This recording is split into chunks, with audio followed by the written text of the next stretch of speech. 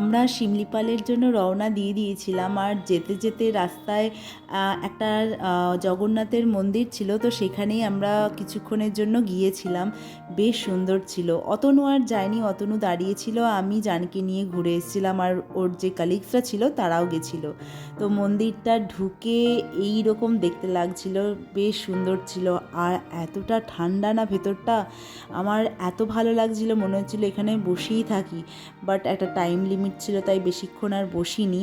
Just ঠাকুরের কাছে কিছুক্ষণ থেকে তারপর চারদিকটা একটু ঘুরছিলাম। সিলিংটা দেখো কি সুন্দরভাবে ডিজাইন করা।